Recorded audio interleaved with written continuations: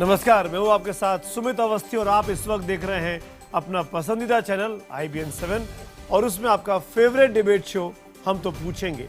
वो शो जो आपके सवाल को, आपकी आवाज को, आपके सुझावों को जगह देता है, मंच देता है। रोज की तरह आज भी दो खास मुद्दे। पहला मुद्दा वो जिसको लेकर संसद की कार्रवाई लगभग ठप पड़ी हुई है। जहां 3 दिन बीत चुके हैं, संसद में सिर्फ शोरगुल सुनाई दे रहा है। कांग्रेस हेरल्ड केस से इतनी आहत है कि जीएसटी जैसे तमाम महत्वपूर्ण बिलों को इस वक्त संसद में पास नहीं होने दे रही है। अगले आधे घंटे इसी पर करेंगे बड़ी बहस कि क्या कोर्ट में चलने वाले केस के लिए देश की संसद को ठप करना ठीक है? क्या जुडिशरी और विधायिका को आपस में मिला देने का एक कांग्रेस पार्टी का कदम जायज है? इस पर बड़ी बहस रात 8 बजे में। और वहीं रात 8:30 बजे आज का डिबेट नंबर 2 का पॉइंट है सलमान खान और उनको मिली बड़ी राहत। जी हां, Salman Khan hit and run case में बरी कर दिए गए हैं। हाई कोर्ट ने सेशंस कोर्ट के फैसले को पलट दिया है और 13 साल के बाद ये राहत सलमान खान को मिली है कि सलमान खान सबूतों के अभाव में आज चैन की नींद अपने घर में सोएंगे। लेकिन अभी भी आज के इस फैसले के बाद भी ये साफ नहीं है कि उस दर्दनाक रात को जिस नूरुल्लाह पर गाड़ी चढ़ी थी वो गाड़ी कौन चला रहा था।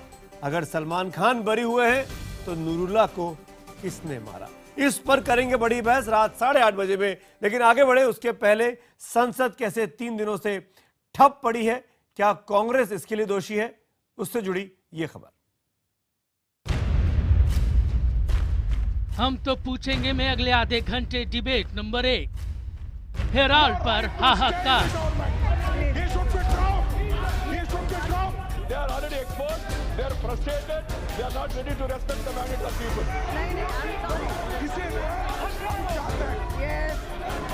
अभी प्रवचन मत दे, कांग्रेस पार्टी अपना भूमिका निभाए, जनादेश को स्वीकार करे। अगर आप दबा के हमारे आवाज को बंद करना चाहते हैं, कभी नहीं होगा और उसको होने भी नहीं।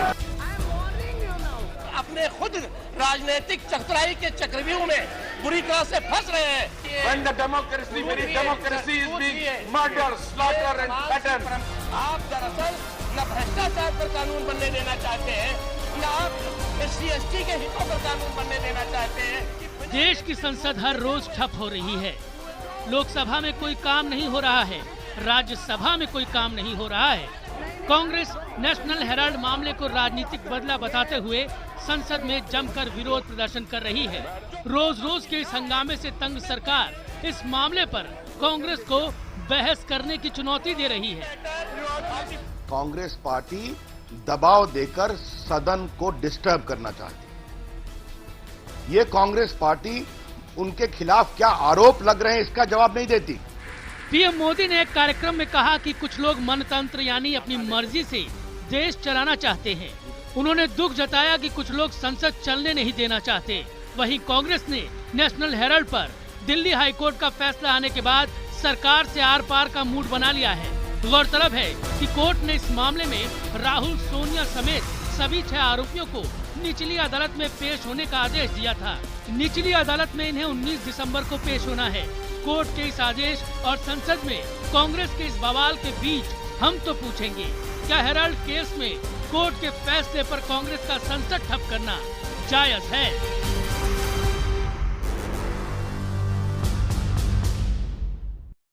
तो एक बार फिर हमारा आज का सवाल जरा ध्यान से सुनिए, क्योंकि इसी के जरिए आपको अपने जवाब हम तक पहुंचाने हैं और वो SMS पोल के नतीजे हम आपको आखिर में दिखाएंगे। हमारा सवाल सीधा सा है कि क्या हेराल्ड केस में कोर्ट के फैसले पर कांग्रेस का संसद को ठप करना जायज है?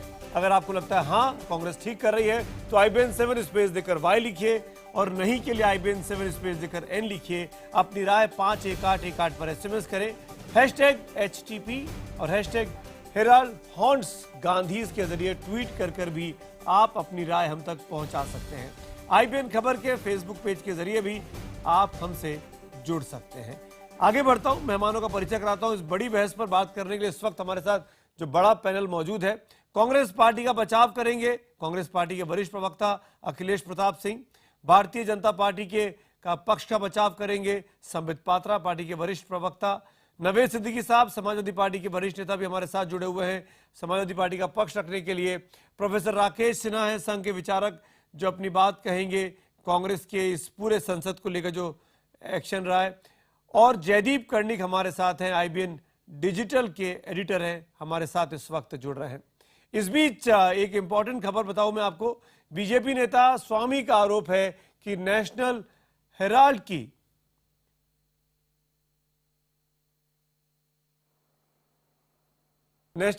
देश भर में फैली अरबों की संपत्ति की वजह से ये गड़बड़ी की गई है। ऐसी ही एक संपत्ति हेराल्ड की भोपाल में है। भोपाल में इस संपत्ति पर हाईकोर्ट में मुकदमा चल रहा है।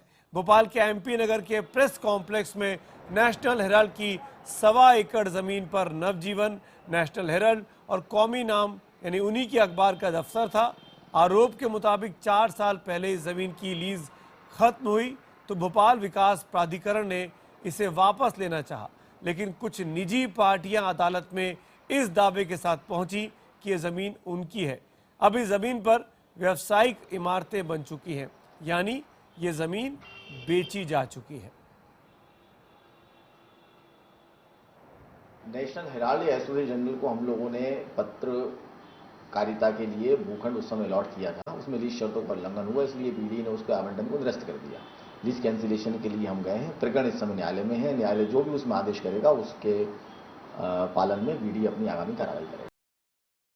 नेशनल हेराल्ड की ऐसी एक संपत्ति मुंबई में भी है जो विवादों में है। हेराल्ड चलाने वाली कंपनी AGL को नेहरू मेमोरियल लाइब्रेरी बनाने के लिए लीज पर यह जमीन दी गई थी। RTI से जो जानकारी मिली है उसके मुताबिक 32 साल पहले AGL को दी गई जमीन पर ना तो नेहरू मेमोरियल लाइब्रेरी बनी और ना ही नेहरू शोध केंद्र। ये जमीन बॉम्बे हाईवे के पास है। फिलहाल यहाँ 11 मंजिला इमारत बन रही है। आरोपों के मुताबिक लीज की रकम नहीं भरने की वजह से AGL कंपनी पर करीब 3.25 करोड़ रुपए का जुर्माना भी लगाया गया, लेकिन तत्कालीन कांग्रेस सरकार ने इसे माफ कर दिया। 1983 में मुंबई के जो बांद्रा जो वेस्टर्न एक्सप्रेस हाईवे है वहाँ पर एक उन्हें प्लॉट दिया गया। उस प्लॉट पर लाइब्रेरी और रिसर्च सेंटर के अलावा अखबार का ऑफिस बनना था, मगर 30 सालों में उस एसोसिएशन जनरल कंपनी ने किसी भी तरह का निर्माण काम नहीं किया। जब हमने 2013 और 14 में शिकायतें की तो सरकार ने उन्हें एक्सटेंशन देते हुए उन्हें निर्माण की अनुमति दी। अगर हम रूल देखते हैं तो 3 सालों में अगर इसी ज़मीन पर अगर आप काम नहीं करते हैं तो सरकार उस ज़मीन को वापस लेती है। चूँकि ये ज़मीन गांधी परिवार से जुड़ी हुई थी, कांग्रेस की सरकार ने उन्हें मदद करने का काम किया। और अब डिबेट की शुरुआत। 2 जमीन हमने दिखाई। 45 सेकंड का ओपनिंग रिमार्क्स का मैं वक्त दूंगा और सबसे पहले शुरुआत में करना चाहूंगा अखिलेश जी में आऊंगा। आज आपको बहुत मौका मिलेगा क्योंकि आपको डिफेंड करना है अपनी पार्टी को, अपने नेताओं को। नवेद सिद्दीकी साहब, क्या आपको लगता है, मेरा सवाल जो जनता से वही सवाल मैं आपसे पूछ रहा हूं, कि कोर्ट के मामले को लेकर संसद को नहीं चलने देना क्या कांग्रेस ठीक कर रही है? 45 सेकंड में आपकी राय।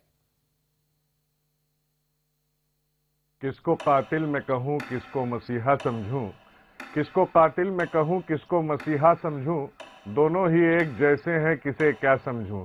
तो देखिए, ऐसा है कि एक मस्जिद का ताला खुलवाता है, दूसरा उसे गिरा देता है, तो दोनों एक ही हैं। लेकिन जो सवाल है, इसमें हम सवाल पे ये कहते हैं कि बिल्कुल संसद चलने देना चाहिए। कोर्ट का मामला कोर्ट में होना चाहिए और संसद क्योंकि बहुत अहम चीज है, एक मंदिर की तरह है। संसद जनता के पैसे से चलती है।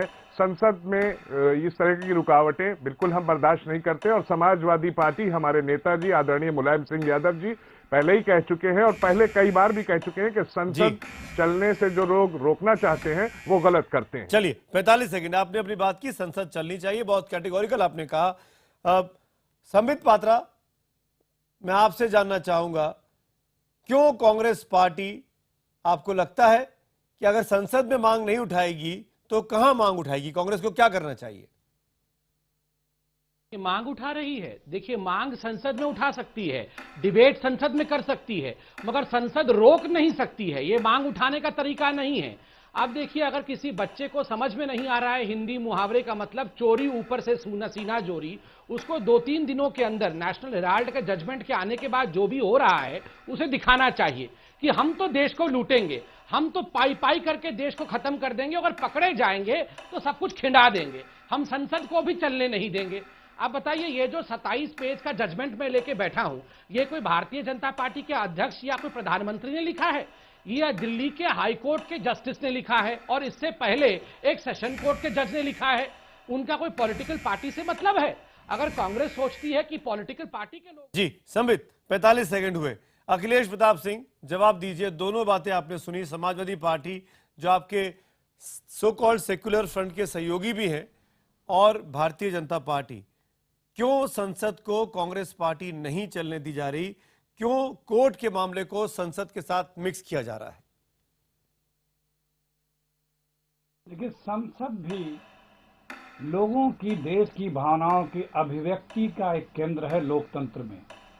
जब यह सरकार, मोदी जी की जो सरकार है, द्वेष भावना से विपक्ष के नेताओं पे अलग अलग तरीके से अनर्गल, झूठे, मनगढ़ंत आरोप लगा करके सबको तंग कर रही है, तो उसके अभिव्यक्ति का केंद्र है संसद। वहां तो उसकी अभिव्यक्ति की जाएगी। लेकिन जब कोई यह कहता है, हमारे पार्टी के जो वरिष्ठतम नेता हैं और जिनकी क्रेडिबिलिटी हिंदुस्तान में उतनी किसी दूसरे नेताओं की, बीजेपी में कोई भी नेता ऐसा नहीं उनकी क्रेडिबिलिटी हो, उन पे इस तरह का अनर्गल आरोप लगाते हैं तो हंसी आती है। और वो व्यक्ति जो पिछले 20 वर्षों से मुकदमे कर रहा है, कई दर्जनों कर चुका है, सब में मुखी खाया है उसके द्वारा, तो लगता है कि ठीक है अखिलेश जी, ठीक है। आप कह रहे हैं कि संसद में बात उठानी बहुत जरूरी है, संसद में नहीं उठाएंगे तो कहां उठाएंगे? 45 सेकंड में मैं लौटूंगा आपके पास। राकेश सिन्हा, आपकी टिप्पणी, क्या कांग्रेस जायज कर रही है?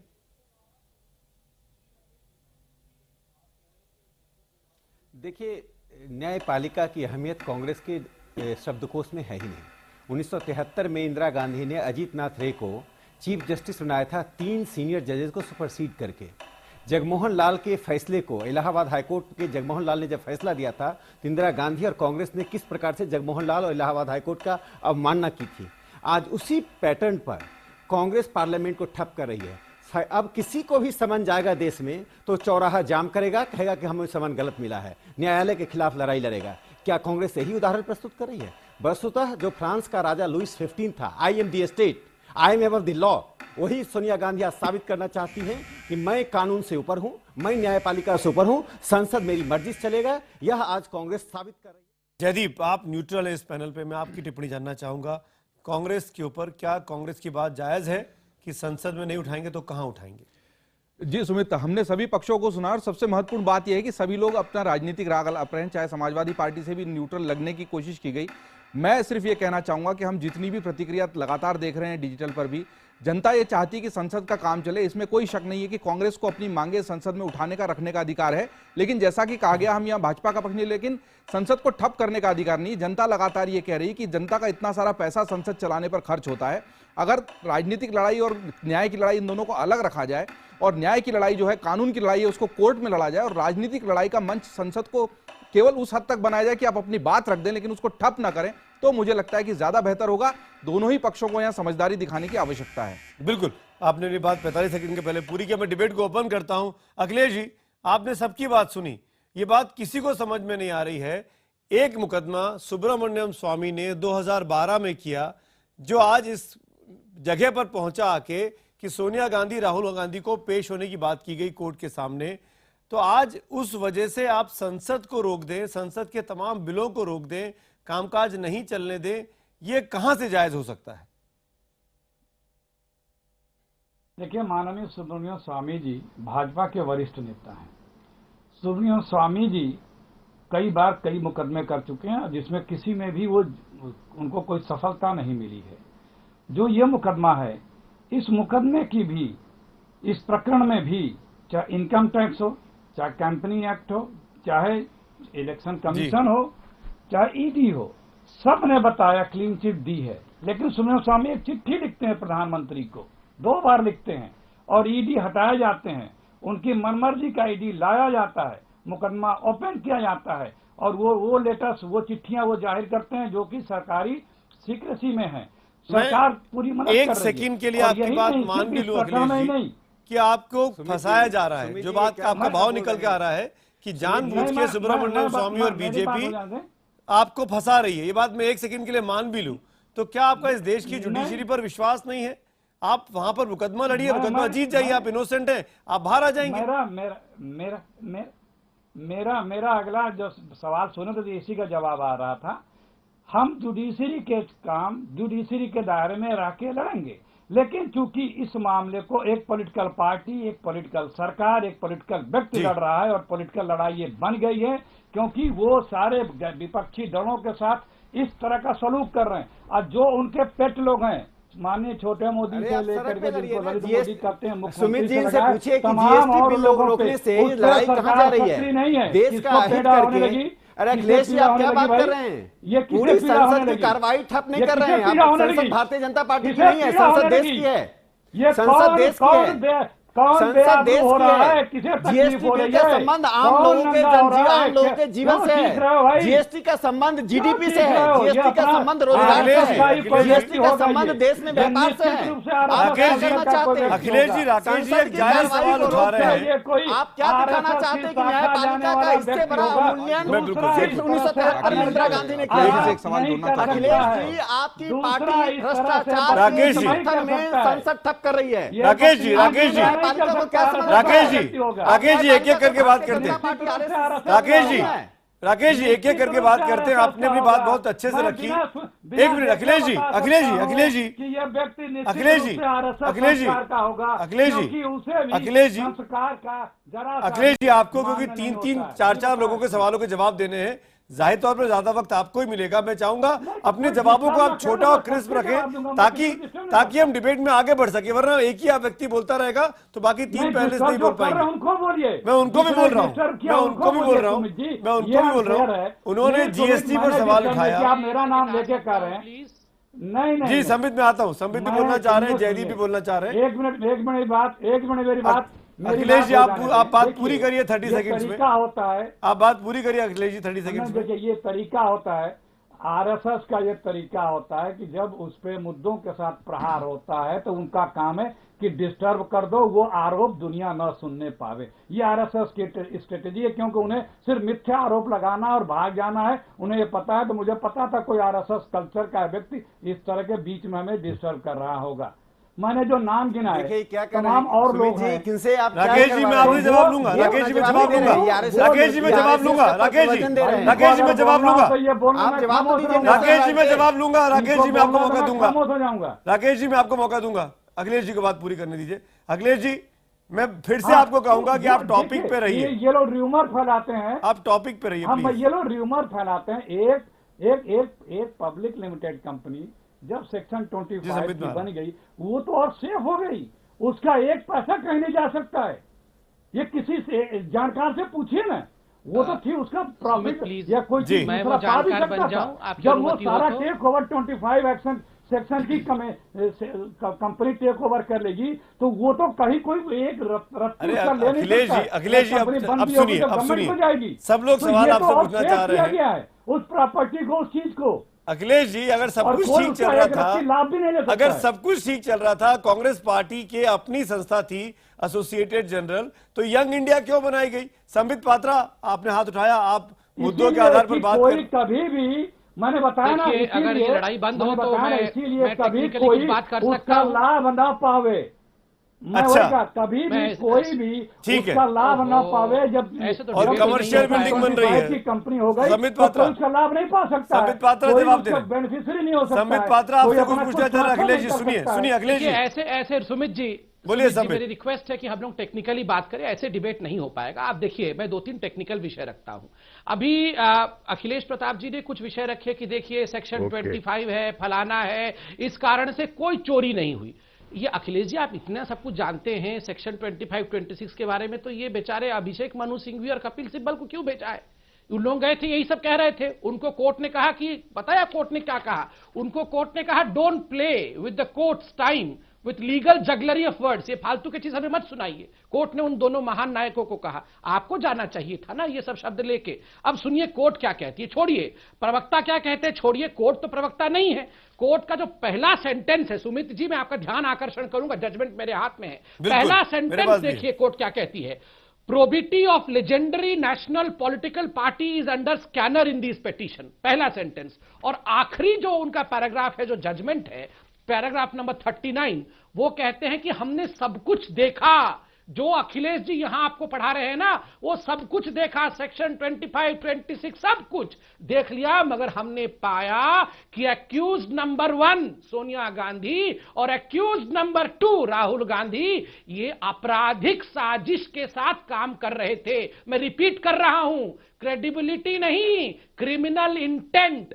इन दोनों का, मां बेटे का इंटेंट क्रिमिनल है, आपराधिक है। अखिलेश जी, भारतीय जनता पार्टी का प्रवक्ता नहीं कह रहा है, अखिलेश जी जस्टिस कह रहे हैं, ठीक है, हाईकोर्ट के। आपने हाईकोर्ट ने कहा, ठीक है अखिलेश जी जवाब दूं? हाँ जी, बोलिए बोलिए, जवाब दीजिए, फिर जयदीप आप पूछिए। देखिए, बहुत से मुकदमे सुब्रमण्यम स्वामी ने हमारे नेतृत्व पे किए, लेकिन कभी किसी में उनको सफलता नहीं मिली। इसमें भी मुक्ति खाएंगे और इस मुकदमे में मैं आपको यही चैनल पे कह रहा हूँ कि माननीय सुब्रमण्यम स्वामी जी को इसी मुकदमे के एवज में सजा होगी। आप ये देख लीजिएगा, इसी मुकदमे से सजा होगी। और हम वो भी देख लेंगे। जो व्यक्ति जिसका इतिहास, जिसके पुरखे इस देश पे न्यौछावर किए हैं, नहीं प्रॉपर्टी बनाने नहीं आए हैं, अरे न बनाया है। अखिलेश जी क्या होता है, संबित जी ने कुछ संबित जी ने कुछ टेक्निकल मुद्दे उठाए, उन पे जवाब दीजिए ना आप। ये भी आरएसएस वाले होंगे, नहीं, आपको टेक्निकल सवाल पूछा है, इसमें पुरखे कहाँ से आ गए? इसमें पुरखे कहाँ से आ गए? निश्चित रूप से हो गया। पुरखे कहाँ से आए ये बताइए। हो गया, एक मिनट, ये पीढ़ी क्या हो गया, क्या हो गया? सुमित जी, ये पुरखे कहाँ से आए मुझे बताइए। ये आपको पुरखे न्यौछावर किया है, आपने स्वतंत्रता संग्राम की लड़ाई लड़ी, तो आपको डकैती करने का आरएसएस को तो ये लोग खुद कहते हैं कि हम स्वयं सेवक हैं, आप क्यों बार बार उसको कह रहे हैं? जयदीप फिर मैं बोलूं, एक बार देखिए, मैं एक बात इनको बता दूं, ये देखिए सुमित जी, अरे 2012 में कांग्रेस पार्टी के नेता और उनके प्रवक्ता पीसी चाको ने सुब्रमण्यम स्वामी को चैलेंज किया था कि आप जाके, आपकी हिम्मत है तो कोर्ट में केस लड़िए। बताइए इनको जरा, आज ये बोल रहे हैं सुब्रमण्यम स्वामी ने केस किया, पीसी चाको ने चैलेंज किया था सुब्रमण्यम स्वामी को कि हिम्मत है तो जाके केस कीजिए। केस किया, आप कोर्ट में लड़िए ना। ये दादागिरी, चोरी करना और पार्लियामेंट को ठप करना, इसको दादागिरी कहते हैं साहब। बहुत हो गया, ये देश ये 2 लोगों का नहीं है, 125 करोड़ लोगों का है। देश से निस्ताबूत करेंगे, बाहर करेंगे, नहीं मुक्त भारत बनाना है, करेंगे, अंग्रेज मुक्त बनाएंगे हम लोग। संबित जी, अखिलेश जी एक मिनट, मेरे पास 2 और पैनलिस्ट हैं। एक मिनट जयदीप आप अपनी बात रखिए, मुझे वाइंड अप करना पड़ेगा। देखिए, मैं बहुत छोटी सी बात कह रहा हूं कि हम आज इस बात पर डिबेट जयदीप बोल रहे हैं हम इस बात पर डिबेट नहीं कर रहे हैं कि नेशनल हेराल्ड केस में कौन गलत है कौन सही है। एक आदमी की गाड़ी का चालान भी अगर सड़क पर बनता है तो उसको कोर्ट से जाकर उसको छुड़वाना पड़ता है। अगर मामला को, और अगर आप ये तर्क दे रहे हैं कि सुब्रमण्यम स्वामी इससे पहले कोई गलत केस, तो केवल उस आधार पर आप इसको खारिज नहीं कर सकते। तीसरी महत्वपूर्ण बात है, चूंकि ये जो मामला है साधारण मामला नहीं है, ये देश की बड़ी राजनीतिक पार्टी से जुड़ा हुआ मामला है, इसलिए निश्चित तौर पर उस पर बहस भी होनी चाहिए। सवाल ये उठाया गया है कि आप संसद को क्यों ठप कर रहे हो, और वो किसी भी बात में अभी सामने नहीं आ पाया। अखिलेश जी, संसद ठप करने से क्या आप कोर्ट से बरी हो जाएंगे? क्या संसद ठप करने से आप कोर्ट से बरी हो जाएंगे? चाहेंगे और बोलने का अवसर देंगे तभी आपको सुनाई देगा। यहाँ पे अगर लठबाजी करवाएंगे बैठा के तो किसी की बात कहाँ सुने? अरे गुस्सा क्यों हो रहा है अखिलेश जी, जवाब दीजिए ना। संसद क्यों ठप कर दी? संसद क्यों ठप कर दी? संसद में बिल क्यों नहीं आने चाहिए?